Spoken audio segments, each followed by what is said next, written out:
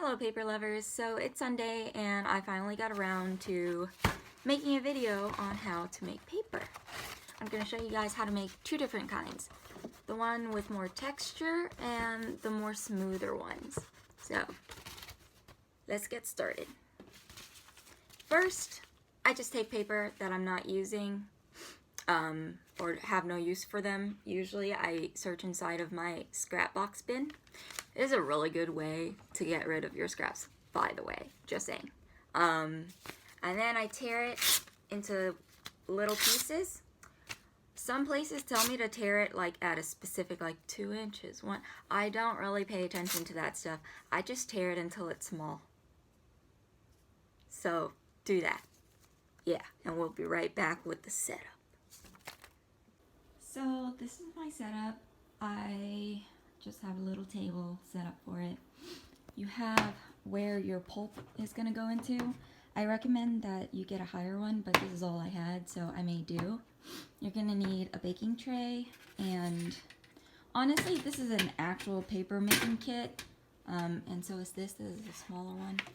But you can also just use screening paper, like for your windows, and any type of picture frame or anything like that would work, really. A blender, preferably one you only use for paper and not smoothies, because this stuff really does get stuck in cracks and whatever. I don't know, I just think it's gross if you do it for both. And here are all the torn up papers that I'm gonna use. See, a lot of it is little tiny scraps that I got from my scrap box. An iron. Yep, I can English. Set it on your highest heat possible. And since I want to do it on the table, because I just put down a towel, and it's over my book, hardcover book. And so that's my setup. Woot! Okay. So my boyfriend's recording because I can't do this with one hand, but so it was an awkward start. I'm like, can I go? Yeah. I'm in my PJs, so don't look down because my legs are hairy. So first, put water in here. Oh, by the by, I don't know the paper to water ratio. I kind of just put paper in it and fill it with water. YOLO. This is not F-uppable, so you know, you can just experiment. Like that. And push it down. Okay, see, paper, water. If it's too pulpy, just add more water. If it's not, then add more paper. Yeah, okay. And then you put it back on. Close it. This is the hardest part, closing this cap. I don't know why it's so hard for me. Honey? Okay, I got it. And then you turn it on.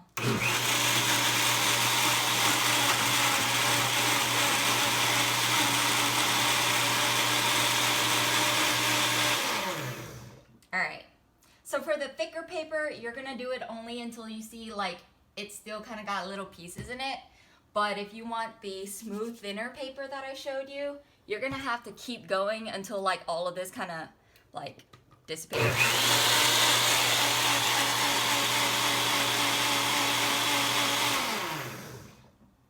So I think I'm gonna go with this consistency. I kind of want to make paper that still has little tiny particles in it. So this is what I'm gonna go with. If you want it finer than that, you can keep going. There's really no right or wrong in paper making. It's however you want to do it. Alright, then you pour it in here. That's gross. See? So you can see the little tiny paper pieces. And yeah, that's kind of the consistency I want. And you're gonna do this 4 or 5 times for me, but it's supposed to be at least 2 inches thick so that you can put your paper making kit into it. Okay? Cut out. I'm gonna continue doing this and then we'll be back. Okay, yeah, cool. Alright, so I just got finished with all of this. And I just realized something important. So I got this mail where they let me apply for a credit card, and I didn't want it, so I ripped it up and put it in here too. It's a great way to throw away your mail. Just don't throw the paper, you know, just recycle it into prettier paper. But make sure you throw away the glossy paper and just keep like the matte paper. Non-glossy paper works best with this. Okay, and another thing that I forgot to mention is I said if you wanted like the bulky, like not smooth paper, to only do it a little bit so you get chunks of paper. But I also realized you should probably do at least one of them where it's finely grinded so that the paper could stick together, because sometimes paper will fall apart if it's only big pieces. So yes. Yeah. So zoom in, you vigorously shake this. It feels really gross. It's kind of like touching oatmeal, playing with my food. Okay. All right. And then you grab this. And I'll link this in my description so you guys can get it if you want. And what you do is you dip it in and you slowly push it towards you, vigorously shake in the middle so that it's even everywhere. Oops, it's gonna be messy. Okay, can you get a closer shot of this?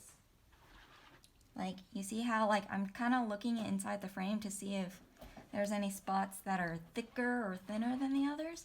Once I'm satisfied, you just pull it up. Ugh. Eek, eek. That's kind of gross. Okay. Kind of just let it drain out a little bit. You put it inside of your little tray thing. Remove the decal slowly. Like that. Okay. And then you take your screen paper, not paper, screen mesh thingy, and you put it in like that. Put it on. And I just realized I forgot a sponge. Hold on. Let me get a sponge. We got the sponge. You need a sponge. And then, so you can, I push it down with my hands first because it holds a lot of water. Like that. Pour the excess water back into here. You're not supposed to pour it back into here, but I forgot another container, so I'm pouring it back into here. Yeet. And then you use the sponge to kind of get out the water. Again, you're not supposed to put it back in here because then later it's going to be hard to get the paper pulp. But I'll make it work, and I'll even show you guys how I do that with the smaller one so that I'm using all of the pulp and not throwing any of it away. This might take a while. You kind of just keep going until, well, you don't have to keep going. It just makes life easier, especially if you don't have a drying rack. Because I don't have a drying rack outside, so I have to iron them and then kind of leave them on the table or somewhere to dry, and I don't have that much space. So yeah, right? Then you slowly slime it off. That's disgusting. Okay. And you take off this screen layer. Woot. And bring it over here. And I just flip it. Flump. You press down like that. Okay, then you lift it up. Sometimes it'll get caught in the corners. It didn't this time, but if it does that, just push it down a little more and then lift it. Woot! Okay. And then close it, push down, kind of get the water. Okay. You might want several pieces of towel too because it gets the water out faster. Then you use your handy dandy iron and you just go. And And in the instructions, it says to keep going until the steam like disappears, because there's going to be steam like that. Can you see the steam in camera? Can you see that? Mm-hmm. Oh, okay, thanks. Yes. So you just do it until steam stops, because that means the paper's dry. But it doesn't ever dry. I mean, like, I stood here for like 30 minutes doing this and it doesn't dry. So I ultimately just kind of do it until I lift it open and see that it's kind of somewhat like I can pick it up without it breaking. Then I just put it over there to dry overnight. So yeah. Should I keep going until I get actually, or should I could always cut this part out. Okay. No, we'll just stay here. We'll talk about how fog happens. Do you know how that works? Something about water evaporating, I'm not quite sure. Chemist 101! Okay. Then you flip it. Do the same on the other side. Oh, another thing. When you choose a towel that's kind of, it doesn't have like, here, let me show you. You see how this one has designs like this? Right, like you don't want that because then it transfers to your paper. And how I get rid of it when I do that by accident is I just go back, hold on.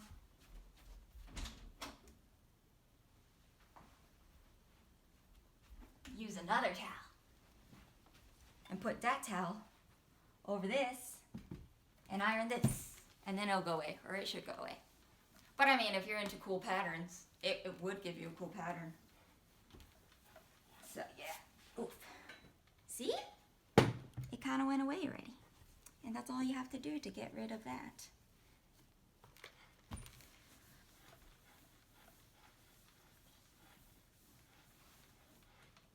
Okay, let's see if the paper's ready. The paper should be ready. You can tell if it's ready to be lifted or not if it comes off quite easy. So here's my paper. Look at her, she's beautiful. And then I put it on here. Oops. And then I let it dry. And then it gets crinkly. Then I take a book when it's dry. I take a book. It has to be dry. I've done it when it wasn't dry. And I ripped it. And then you just put it on top so that you could flatten it out. And that, ladies and gentlemen, is how you make paper. I'm going to do the recipes and then I'm going to show you the very last part on how I save all my pulp. So, get close. When? Oh, oops. I was just going to make a joke. I was just like, call the fire department because it's smoking hot. Okay, that's all. So, we're nearing the end. And there's not a lot of pulp left, as you can see in here. There's like, it's mostly water. So what I do to make my line, like my final last piece before making the small ones, is I would sift as normal, but I would kind of shake it, let it dry a little bit when there's no more water, and I dip it in again so that it could just layer on top of itself. So yeah, if you watch me do that. If you do it too quick, like if it's not completely like all the water is out and you do it too quick, it'll just lift up, but I think this is about good. Can you zoom in to here? And I'll just go like that, see, and it just picks up a little bit more stuff. Lift it up and just let the water rinse again. And you just wait for the water to go out, right? So you do this so you can ensure that like some of the papers aren't thicker than the others. Because if I had just left it to be one layer like that, it would have been a teeny tiny, very thin paper. So yeah, do it multiple times. That's all. So Nick's on the phone. So I'm gonna use my tripod and you can't see the process, but you'll understand what I'm doing. It's my last stretch. I'm using the small one now because there's not enough pulp in here to make the big papers anymore. So I'm just gonna put this in the sink and I'm gonna slowly start pouring this into this little decal. Just make sure when you're pouring, don't pour too fast, because if you do pour too fast, the pulp won't have time to kind of solidify and it'll just be poured down the drain basically. So let me get started. It's really heavy.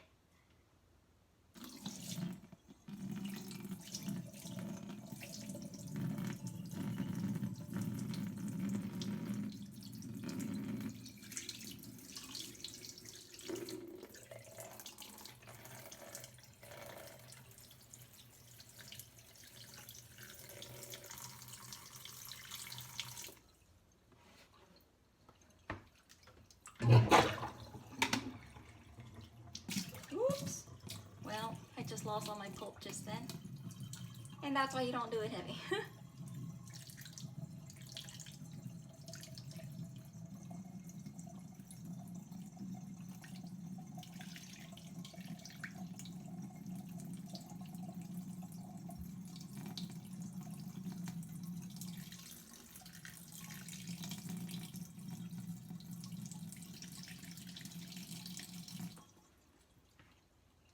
Okay. I think that needs more. Might as well just pour the rest of it in, because I don't know. Oh, actually, it might be enough to make 2. Okay. So this is how it's gonna look. Really messy and uneven. That's fine. You just put water in the little holder and put it down. Put this inside, and I kind of just shake it around like this, like that. You can't see it, but and then kind of just move my fingers around, and this will help make it even again. See, if you can, I think you could kind of see it here. Hold on, let me try to.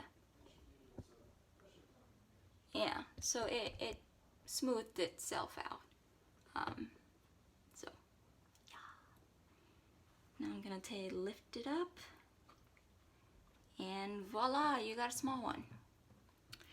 So just dry this.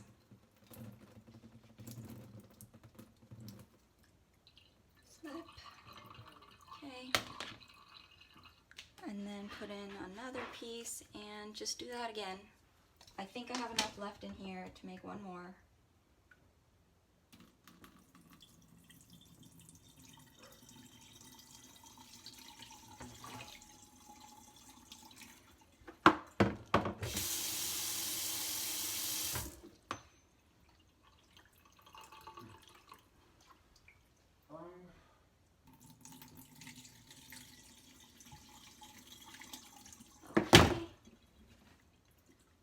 This in here. Do that again. Ew.